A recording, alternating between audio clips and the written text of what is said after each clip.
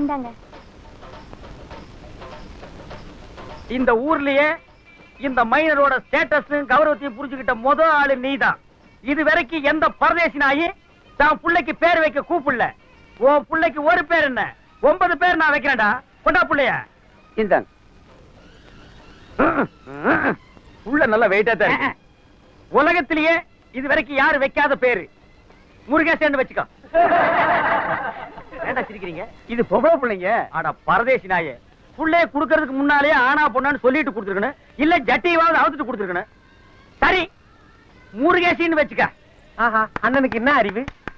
அறிவு அண்ணன் இப்ப முருகேசுக்கு 200 ரூபாய் மொய் செய்வார்.